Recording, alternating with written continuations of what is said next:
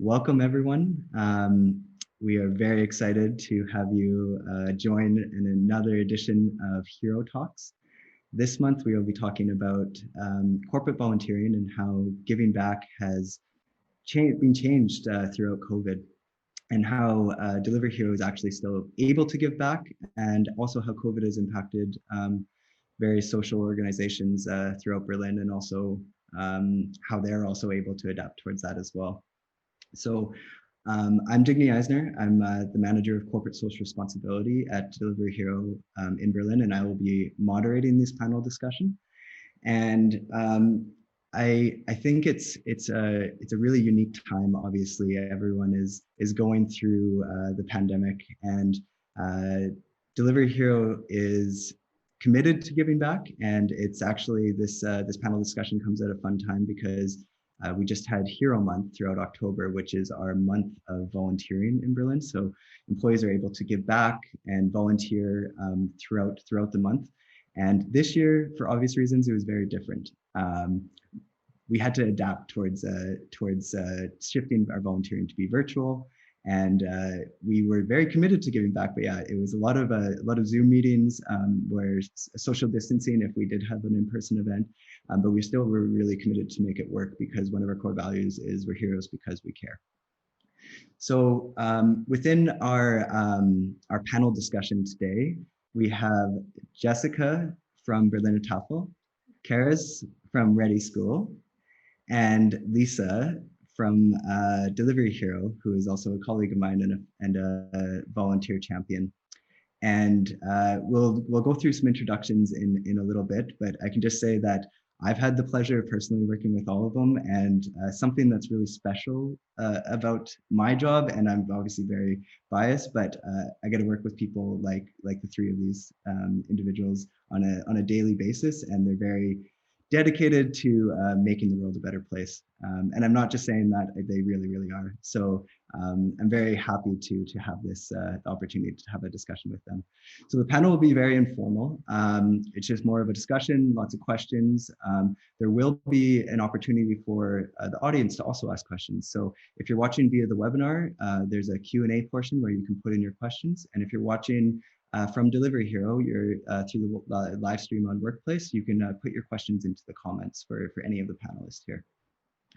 So without further ado, I would like to provide some introductions. So Carys, maybe I could start with you. I'm going to ask you three questions, maybe your name and title, the country where you're originally from, and a brief description of your organization. Sure, thanks Digney, and thank you for the very lovely introduction. We're really happy to be here, and I'm really grateful that you've invited us to talk about this topic today. So my name is Carys Owen, and I am Head of Community Development at ReDi School Berlin. I was originally born in West Wales, in a very rural area in the countryside, and I moved to Berlin, over 4 years ago, and started working with ReDi School about 18 months ago. So ReDi School is a non-profit digital school.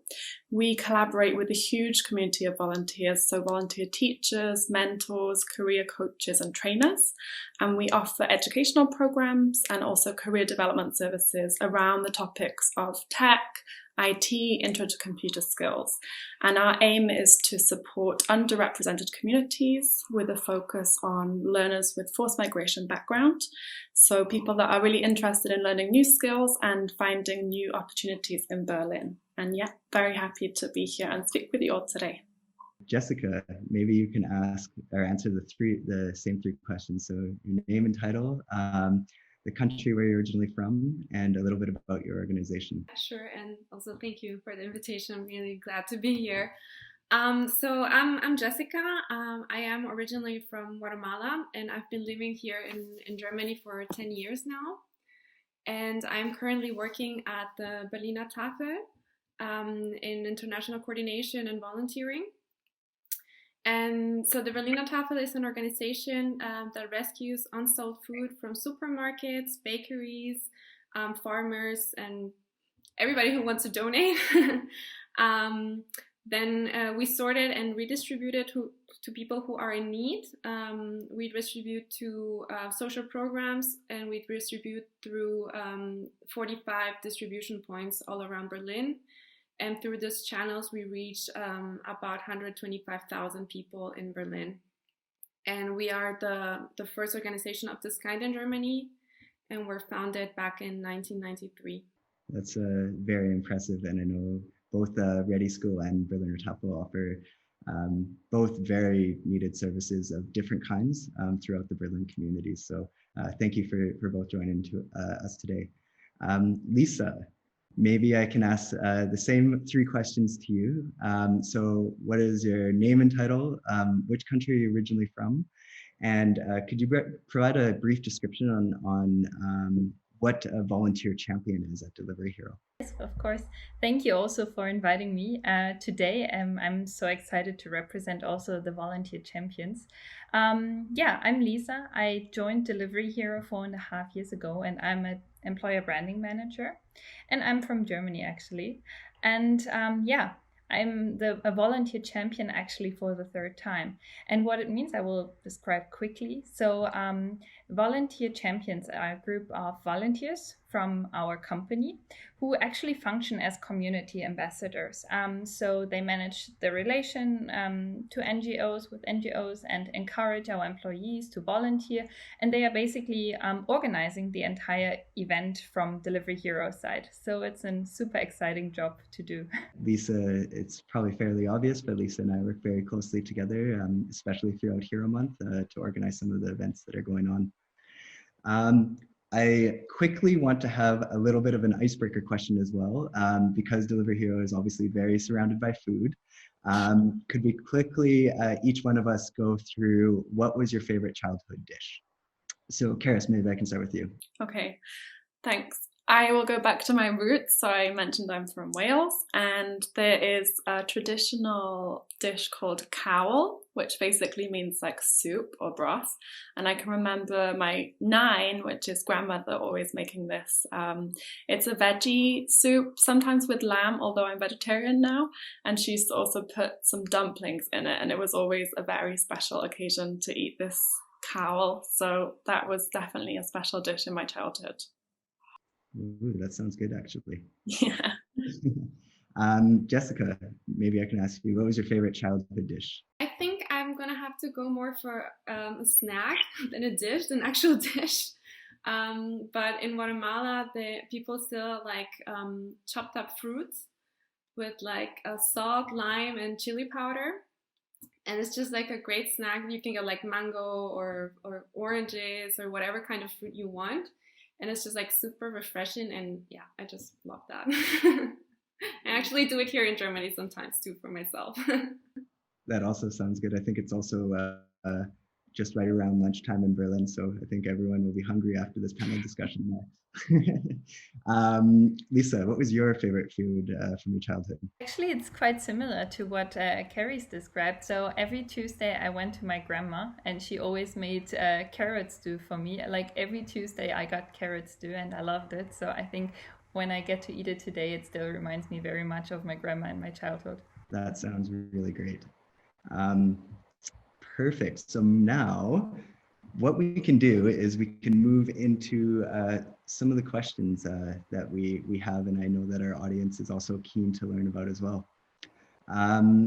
Carys, what does corporate volunteering and just volunteering in general mean for ReDi School? Mm-hmm. Great question in terms of the importance of volunteering and corporate volunteering. I think I will start from the perspective actually of the volunteers at ReDi School. So I see that there is a huge importance in terms of connection. So forming new connections and also building community. I think we are always looking at new ways to meet people and to form different connections. And I think through volunteering, so sharing your time, sharing your energy, sharing your insights and meeting people, you really find new connections and actually bond over shared passions. And I think some of our volunteers are new to Berlin, or perhaps they've lived here for some time. Maybe they're even actually from Berlin, but it's a way to actually build a new community for themselves and also a new sense of belonging. So I see that as a really important part of volunteering for our volunteers. Also, when it comes to sharing knowledge, so I think we have each had different forms of access to information and to knowledge. And it's really important for us who have perhaps had more privilege in this sense to actually share that and put it forward. So sharing your information and knowledge with the learners and students is definitely a motivation for our volunteers. And also I see that they learn new skills themselves. So often the volunteer teachers say to me, hey, I think I learned more from my students than I taught them, because I think we all know that when we're teaching something, it's actually a way of solidifying our own knowledge. So that's really something important for the corporate volunteers at ReDi School. And I think also if it's a team of volunteers working together from a corporation, for example, Delivery Hero, they are doing a project outside their day-to-day work and they're forming a different sort of bond and have a different sense of purpose. So that's also definitely a motivation for the volunteers at ReDi. And from the ReDi School point of view, we see that certainly amongst our advanced students, they are very keen to work with large corporations. So it really makes sense that they are interacting with people that work in this environment.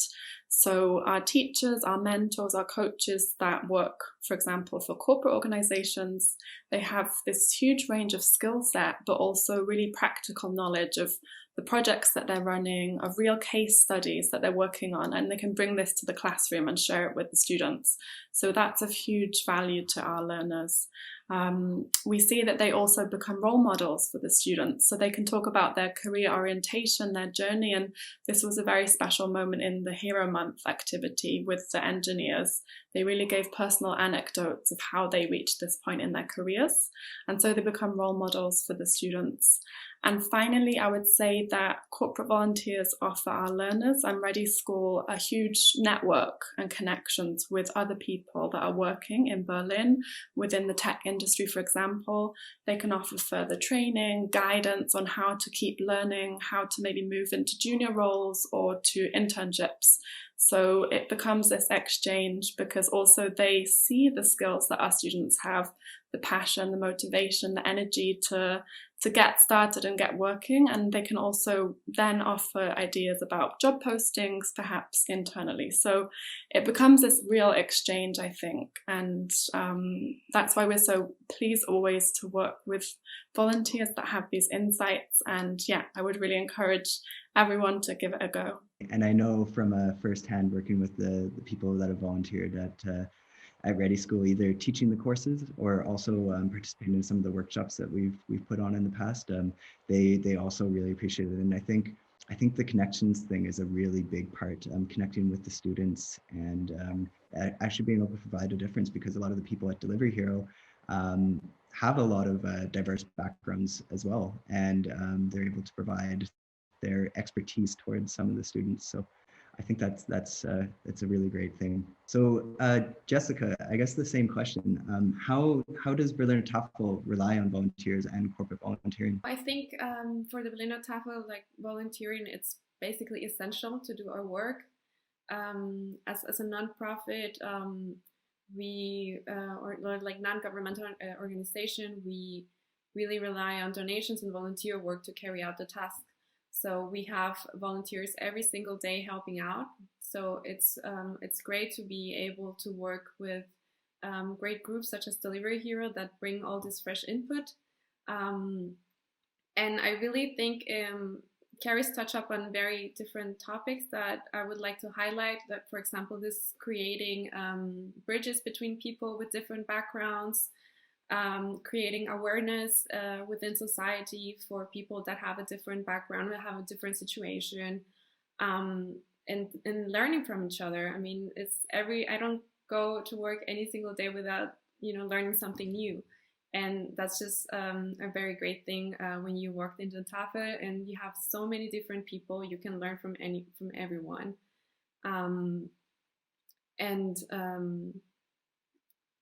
and just also having like always this fresh new input of ideas, getting feedback, and just getting also like a different perspective from what we do. That's always also incredibly helpful. Definitely. And I know that at Berliner Tafel, there's so many different volunteer jobs that you can actually participate in, from sorting food to driving. And there's a massive impact that's involved, similar to ReDi School as well. I think ReDi School, you get to really help out the students and help them develop maybe more on an individual level. But when you see the scale and scope of Berliner Tafel and how much food they actually process and give and distribute on a day-to-day basis, it's quite it's very impressive. And I think both organizations, I've seen firsthand how volunteers can actually impact that. Definitely. Definitely.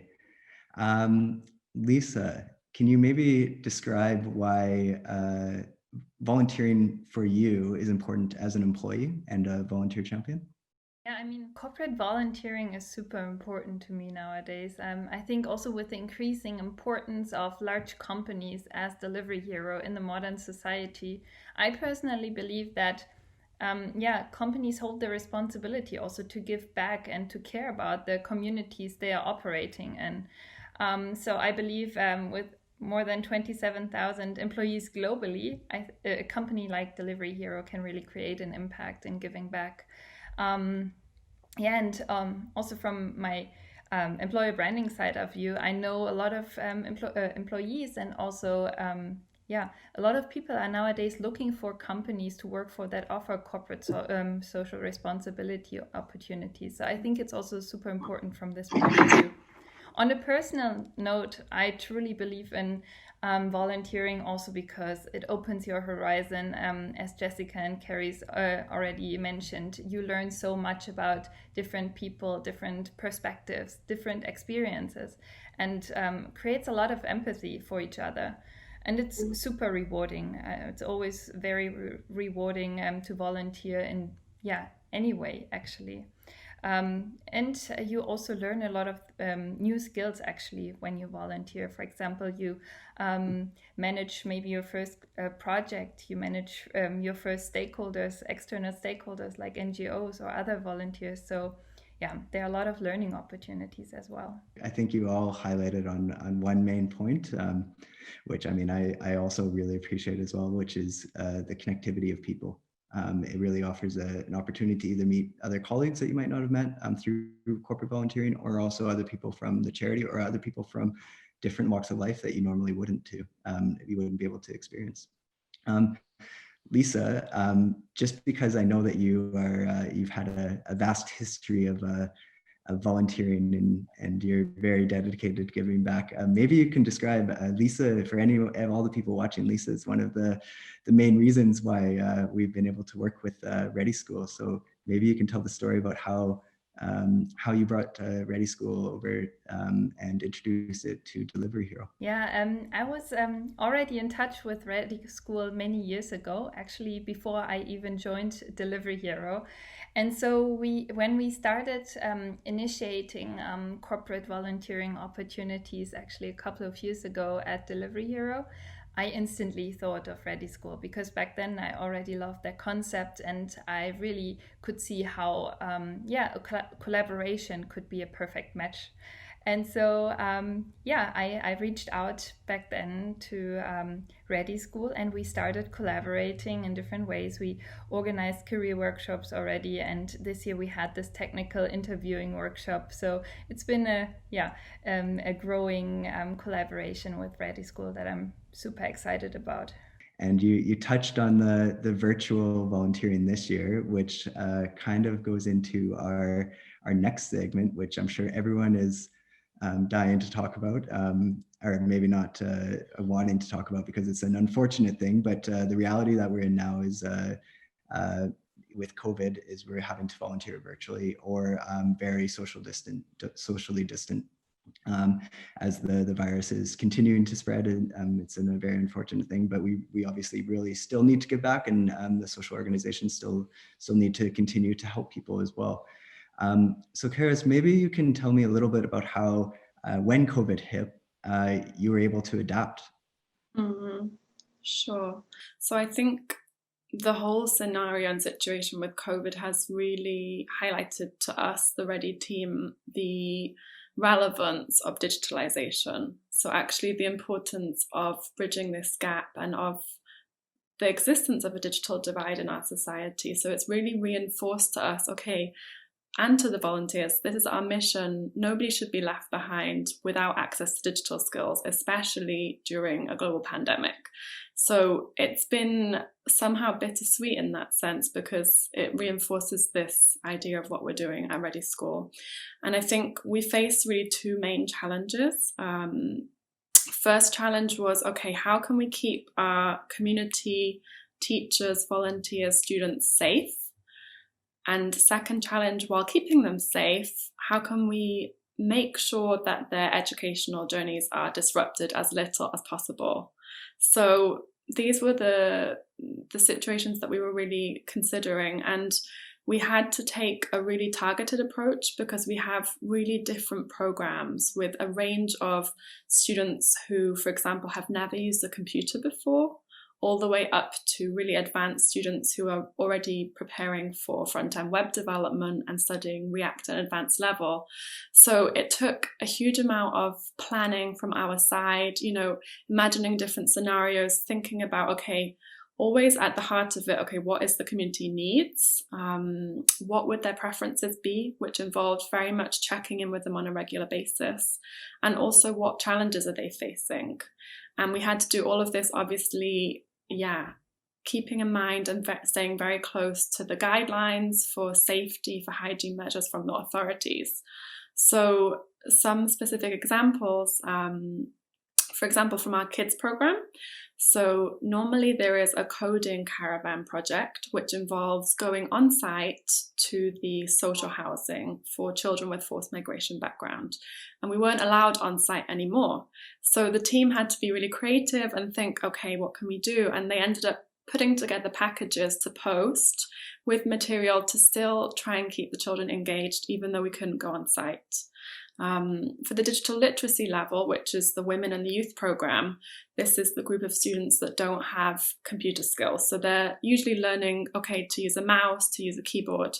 And so the idea of jumping into Microsoft Teams or Zoom was, really unfathomable for them to begin with. So it was more of a transition using WhatsApp, making sure that they had internet connection. Also, we had to supply internet connection. And I mean, the volunteer teachers were just so resilient, so flexible, always being so mindful and caring of the learners' needs. And for more of the advanced level, our digital career program, the move to the web conference was quite smooth. But it's really different to learn in an online setting. As you've been in meetings, you can ask questions, you don't get a response. So it's trying to figure out ways of learning to learn online together. And we've also tried to have some fun. I mean, we've done some communication campaigns from the ReDi team, past the sanitizer videos of us all talking about how we keep safe. We did a different rendition of if you're clean and wash your hands, and doing this singing in the office, trying to communicate to the community, okay, how can we stay safe together?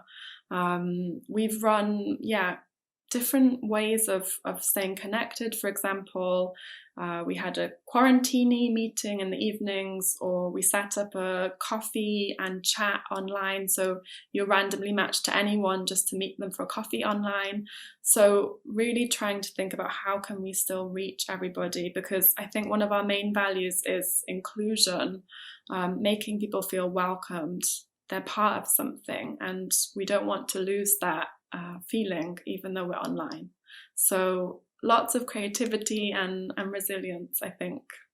Definitely. I like a few points that you brought up, keeping things fun, because I think that's really important. I mean, it's difficult times for a lot of people, and I really think keeping things fun and happy is also a really uplifting thing that will also help people. And I really appreciate that the wide range that you have of people that you work with, and the skill level of technology and everything. I mean, Lisa and I probably working for a technology company, and we're very fortunate that it was a fairly easy shift to go to Zoom and have meetings and everything, but it's not easy for everyone.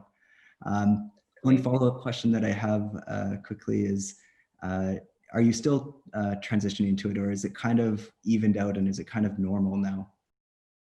Yeah, it's this idea of new normal. So we have transitioned and migrated the classes online again this semester.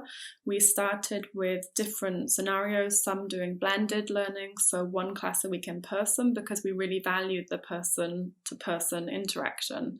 But we have managed to successfully move our courses online, and we're just constantly evolving and adapting different ways of checking in with people. And it has brought out some really positive sides also. For our career development services, now they are able to reach students in Munich, in NRW, and actually it's widened the community because we can connect with more people online. So I would say it's a definite new normal or a different normal, but yeah, it's adapting and evolving. It's a bit of a learning experience, I think, for everyone. Yeah. Jessica, I know that your Berliner Tafel still has to be a lot of physical interaction with people and everything like that. So how have you and Berliner Tafel, the rest of Berliner Tafel, changed around the way that you work with volunteers and work just your operations in general? How have they changed throughout COVID? Yeah, thank you, Digney. So yeah, we're a very hands-on organization, so it has been definitely a challenge. Going online was not an option for us, unfortunately. So we just had to figure out ways to keep on working and keeping our customers safe, but also volunteers safe.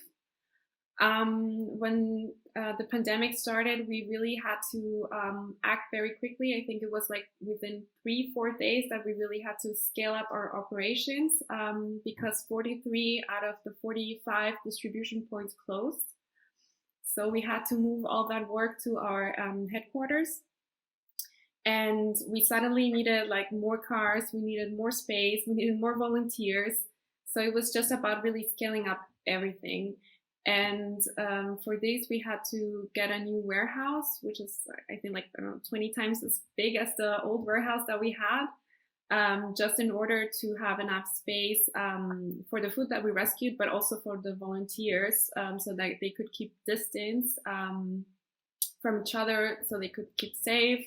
Of course, everybody is wearing masks, gloves, we have sanitizer everywhere.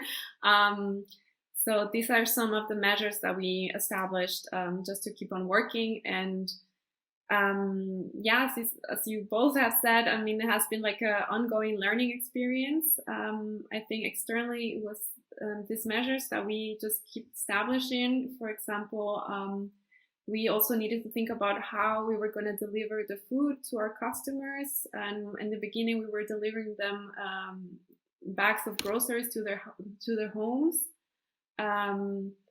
Afterwards, some of the distribution points opened again, so we handed them the bags, and then they gave it to the people. And now also internally, in the past few weeks, we have decided to divide within 2 teams, within Team A and Team B, within both of the halls. So if anything were to happen, we have a backup team that can sort of take over the operations. That's really interesting because, first of all, I've seen how big your warehouse is and now and how much space there is as well. So I think you've done an incredible job to shift around your physical volunteering and food sorting and working together while still being able to social distance. So I can't imagine that was an easy feat.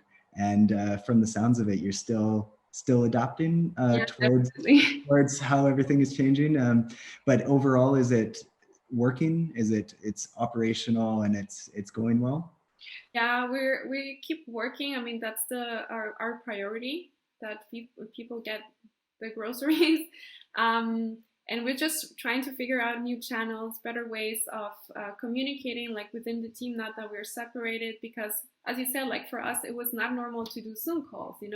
Those are like all new communication channels that we had to establish because we are a very small team. So we're used to working with each other every single day. If I want to ask something to someone, I'll just go to their office, ask them, and come back to my office. So so we're still adapting, but during these times, you just have to, you just have to learn more about this, look for new options, learn from each other. So So that's also really cool about working with organizations like Delivery Hero or ReDi School, because we learn about this too. Definitely. Well, I can only applaud both of you for the work that you've done to still help out and still provide an impact to the people who need it in the challenging time. It's really impressive to see. Lisa, I have a question for you now. How were you able to adapt corporate volunteering towards with COVID measures, and how were you able to change it around? I know that this year's event with ReDi School specifically looked quite a bit different than last year. And do you find there's benefits to volunteering in this way, or is it more difficult in general? Thank you, Digney. So I think, yeah, for us, it was also a big change because last year, most of us volunteer champions organized physical events, no matter if it was outside or inside in our building at Delivery Hero. And this also applied to our event that we organized together with ReDi School. So we organized a technical interview workshop. And of course, this was actually supposed to take place in our office as we did last year, where we could meet everyone and engage with everyone personally. This was unfortunately not possible, so we moved the entire event to Zoom. And of course, this has different challenges in itself. Zoom itself can sometimes be a challenge, but also, of course, you need to think about how to engage everyone and how to make sure, everything is working basically. But we were quite lucky in the sense that we got a lot of our senior tech leads involved to really, give some tips and advice on how to prepare for technical interviews. Even our CTO joined for a little keynote. So I was very happy it could still take place and we could still share our knowledge. And in general, I think when we look at how we volunteered this year, I think we just had to move a bit more to a virtual space. But one advantage of this was that we could really provide more one-on-one experiences. We could coach people more directly over a Zoom call. So of course it has its challenges, and I think not everything is always going smoothly, but we are learning from it, and it definitely also has some positive aspects, like the one-on-one experience, the coaching part. So we also had to become a bit creative on how we can still provide volunteering opportunities and collaborate with different NGOs. I think I'm always very happy, but I mean, giving back is very at the culture of Delivery Hero. And I think we're very fortunate as well. A lot of our C-levels, our CEO, CPO, CTO, I mean, everyone is involved, and they are able to give back throughout your month and through all different departments throughout the organization as well. So I'm really, really happy to see that. But thank you so much, Lisa, for sharing that. We have about 10 minutes left here. And so now I think we're going to be moving it over to the Q&A portion of the session. So we have one question here that came through. And so Carys, maybe I can direct it towards you. It says, digital learning or digital volunteering systems require less effort in general for volunteers to sign up and volunteer from either their desk or at home. Would you say now it's easier for people to volunteer, or have you seen an increase in numbers for people to try to get involved throughout COVID times? So I'm just going to reread the question because it was quite long. So just to answer the first part, so digital volunteering seems to require less effort as volunteers do not have to leave their desk. I'm not sure if I fully agree with this, or I would just consider that actually what we see is many of our volunteers are doing desk work during the daytime. So actually coming to ReDi School and coming to the classroom and meeting the students or meeting the teams and having that interaction was kind of a ritual and a joy. So now actually the volunteers are remaining more on the computer. So I would see it's not necessarily easier because it takes a lot of concentration to stay on your computer. I mean, Zoom fatigue is definitely a thing. So what we have to do is definitely work with the volunteers to make sure they have training and they understand, okay, how can I optimize using online platforms and still keep the students engaged. So I wouldn't say it's necessarily easier. Obviously you don't have the commute, but it still definitely feels like you're actually active and contributing to something, I would say, definitely. I would say that we're really lucky at ReDi School that we have a really good number of applications of volunteers and people that are really interested in engaging with us. And definitely we have seen a rise in applications as people are at home, they have time on their hands and they would like to contribute. So I think that we've even seen applications globally from Peru, from all over the world, because now that we are moving things online, other people can engage. So it's also opened up doors to more transnational volunteering, I would say. But yes, I would say there's definitely still much involved in the online volunteering. I think that kind of goes, thank you for providing that answer. I think it goes with one of the other questions is, how do you see the future of volunteering? And do you think COVID will change how companies and charity organizations work together into the future or forever? And maybe I can just give my thoughts on that, and then maybe I'll see Jessica's input to see if you think that COVID will change the way that people either are involved or their mentality towards volunteering. From a corporate perspective, I think it will change. I think this has been a real kind of experiment this year, volunteering within the virtual environment, a lot of Zoom meetings and that type of stuff. But just from our personal experience, we've seen that it is impactful. It's obviously very different. The impact that you can provide as a corporation is maybe more individual focus. So there's maybe short periods of time, but you have one-on-one mentoring sessions or something like that can occur, or teaching a course.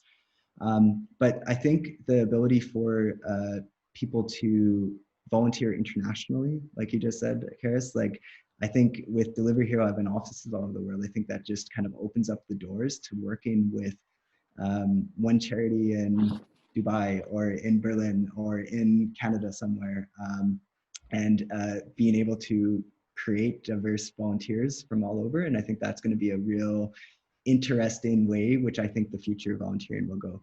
So Jessica, maybe do you see volunteering changing, or the mentality of people trying to get back throughout COVID times changing at all? Yes, definitely. I think we will have like a long-lasting impact from this phase that we're going through. And I must say I'm really thrilled about what Carys said, because, you know, I think at the Berliner Tafel we're more like the traditional type of volunteering where you really go, you spend a day there and you help. So, you know, with this transition of going a bit more online, I mean, we don't go as far as ReDi School, but we do have like an online system to plan our shifts, because we have up to 60 volunteers per day in different areas. So we use the system, and I must say I find it sometimes a bit difficult, because there are many people that don't know how to use the system and they are not able to help anymore. Or, you know, we have people that don't have an email account, so they're not able to sign up. So those have been a bit of the challenges that we need to go through as a more classical sort of volunteering organization. But, you know, I think it's also amazing that it has created more solidarity within society, you know, because people are going through difficult times. Some people lost their jobs, and, you know, instead of staying at home, they decide to come in and help. And I think just that's really a wonderful thing. And you know, if you are also, this is a way that you can also socialize, talk to other people, see what they're going through, and you just help and do something positive with your time, you know, despite going through a difficult situation yourself. So that has been really wonderful. And yeah, I think if it would be online everything, I would really miss having contact with the volunteers. But we know we just need to adapt and see how it keeps developing. Definitely. I think I would also miss having in-person events again, and if that wasn't an option as well. But I think you both touched on really key points. Is that the digitalization really helps out with volunteering and the ability and ease of information and access, but it's not available for everyone. And I think there's a challenge that is involved to how to digitalize society in order to get them in touch. I mean, that's not necessarily the answer for every single question or every single issue that comes through. But throughout COVID times, I think it's deemed to be a really important topic. So there is a few more questions that come through, and one of them is, so corporate volunteering has become really popular in the past 5 or 10 years or so. Where do we see it going within the past or into the next 5 to 10 years? And I think this is a great question. I see it growing. Obviously, I'm very biased for the position that I'm in. I see it growing substantially. And I think the amount of impact that employees can be involved in a skilled way. I know, Jessica, you went and you said the one-day volunteering, that's kind of where it's come from. But I think into the future, a company like Delivery Hero has so many skilled employees that can really provide massive impact using their expertise and knowledges for different charitable organizations. And I think that's really where I see corporate volunteering going into the future, utilizing the skills that the employees can.